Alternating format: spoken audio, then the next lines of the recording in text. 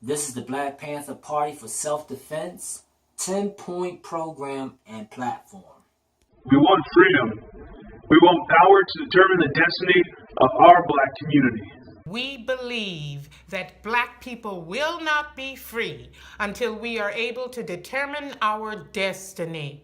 We want full employment for our people. We believe that the federal government is responsible and obligated to give every man employment or a guaranteed income.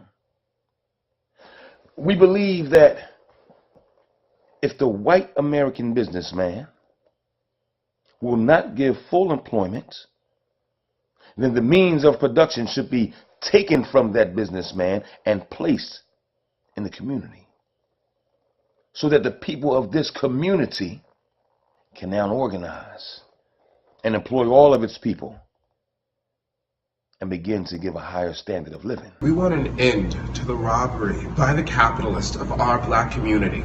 We believe that this racist government has robbed us, and now we are demanding the overdue debt of 40 acres and 2 mules. 40 acres and 2 mules were promised 100 years ago as restitution for slave labor and mass murder of black people. We will accept the payment in the form of currency, which will be distributed to our many communities.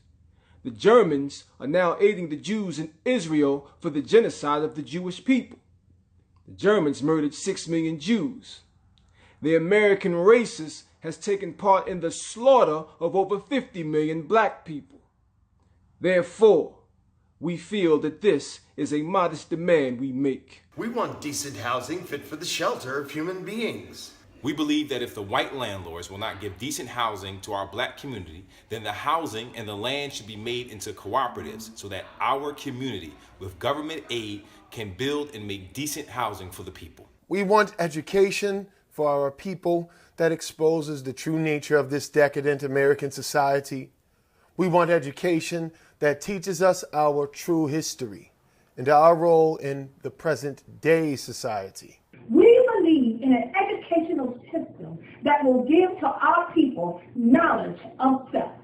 If a man does not have knowledge of himself and his position in society and the world, then he has no chance to relate to anything else.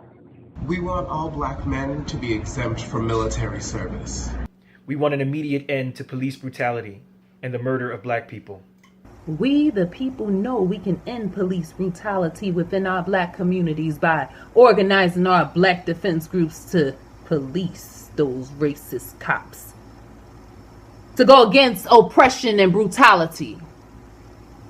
The Second Amendment of the Constitution of the United States of America says we can bear arms, therefore we will bear those arms in our own self-defense. We want freedom for all black men held in federal, state, county, city, prisons, and jails. We believe that all black people should be released from the many jails and prisons because they have not received a fair and impartial trial.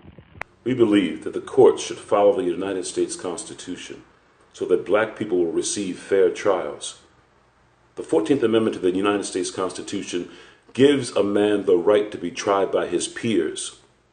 A peer is a person from a similar economic, social, religious, geographical, environmental, historical, and racial background.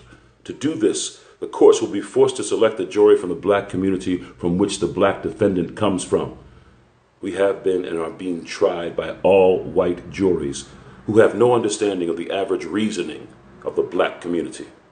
We want land, bread, housing, education, clothing, justice, and peace. When, in the course of human events, it becomes necessary for one people to dissolve the political bands which have connected them with another, and to assume, among the powers of the earth, the separate and equal station to which the laws of nature and nature's God entitle them. A decent respect of the opinions of mankind requires that they should declare the causes which impel them to the separation.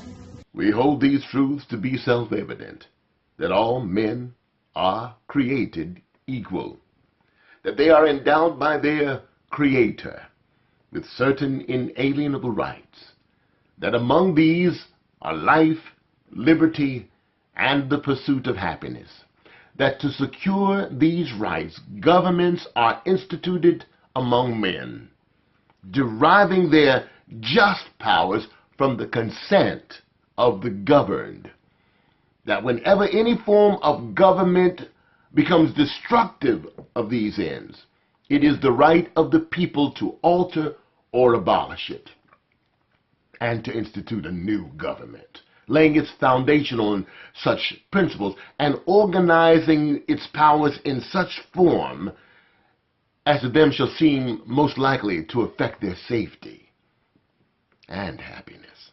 Prudence, indeed, will dictate that governments long established should not be changed for light and transient causes.